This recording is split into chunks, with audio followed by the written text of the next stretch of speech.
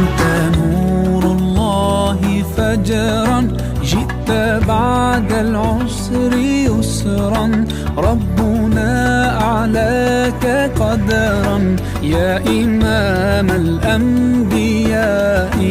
أنت في الوجدان حي، أنت للعينين ضي، أنت عند الحوض